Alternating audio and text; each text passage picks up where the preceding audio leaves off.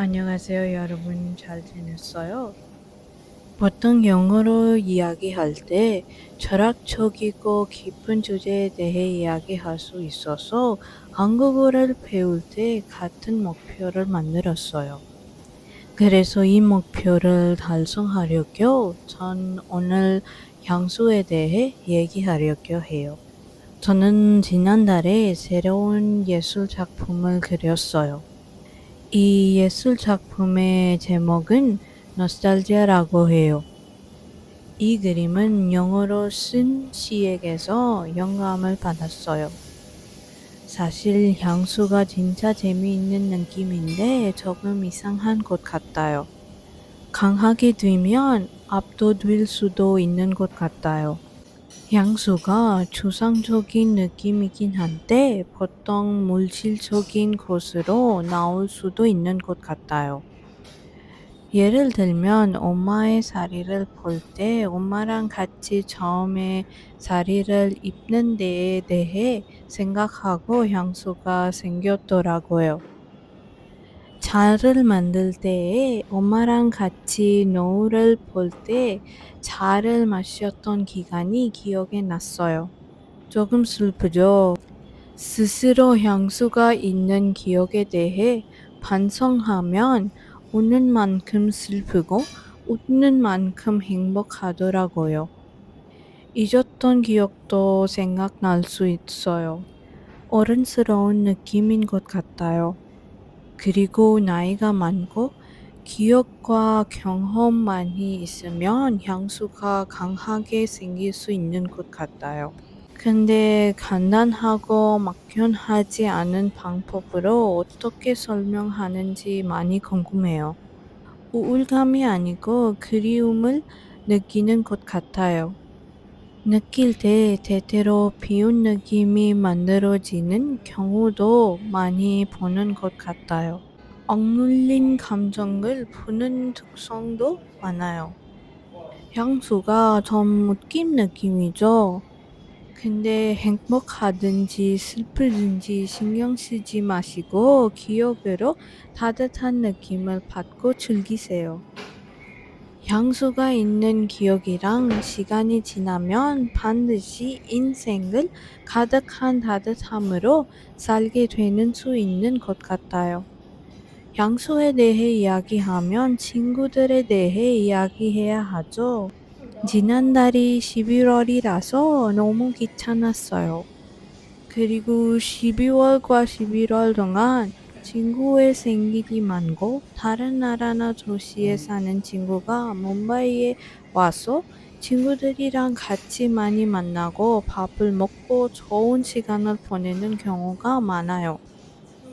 그래서 보통 일이나 공부하려고 하긴 한데 시간이 많이 없어졌어요. 그래서 많이 친구랑 같이 만났어요.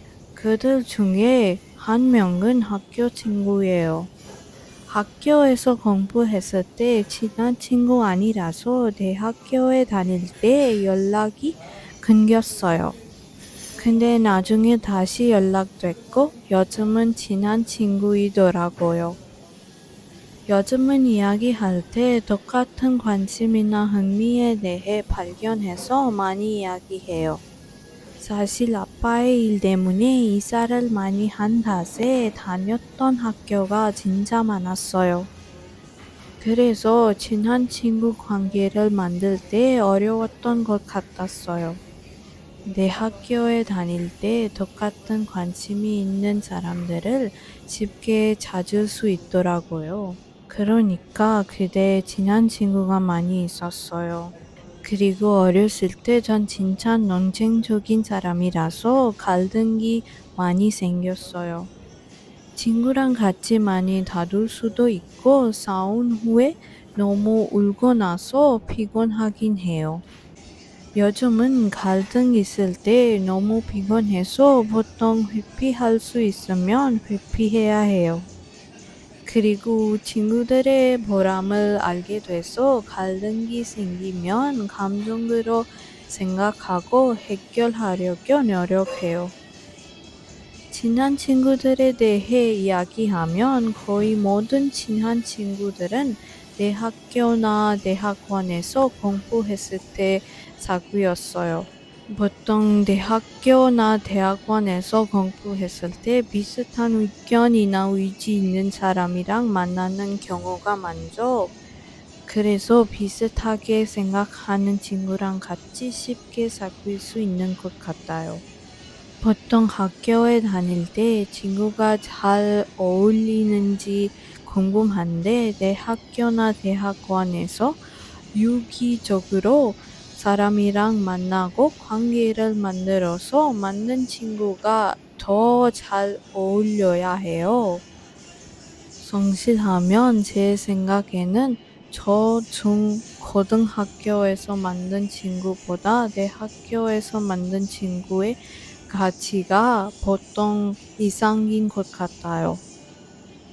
그리고 우정을 기억하면 대학 우정이 독특하고 생생해요. 그리고 어린 시절 친구에 대해 이야기하면 한 명밖에 없어요. 내 학교와 대학원의 친구들 덕분에 제 성공을 개발할 수 있고 잘 잘날 수 있었어요. 그리고 대학교와 대학원에서 공부했을 때 사람들이 보통 부모님에서 멀리 떨어지고 혼자 살았어요. 그때는 어른이었지만 어린 것 같이 느낄 텐데 좋은 친구들 있으면 부담을 잘 버틸 수 있고 안 좋은 경험을 겪을 때 이기고 넘을 수 있어요. 성인으로의 첫걸음 동안 이런 친구가 같이 걸을 수 있는 친한 친구이죠. 그리고 그대는 주변 사람을 바라보면 보통 친구들이랑 공통점이 많아서 관심이나 흥미가 비슷하게 두고온 친구들을 만들게 될 수 있어요. 아직 전 대학교나 대학원의 친구들이랑 연락하고 오랫동안 후에 이야기하더라도 쉽게 이해할 수 있더라고요. 사실 살다 보니까 사람들이 보통 가족이나 일 때문에 바빠지죠. 근데 이 친구들이랑 기본으로 쌓았던 유대감이 너무 강해서 시간은 관계에 아무런 영향을 미치지 않은 것 같아요. 그리고 요즘은 계속 연결되고자 하는 의지만 있으면 연결이 끊어지더라도 SNS로 때때로 이야기할 수 있고 연락할 수 있더라고요.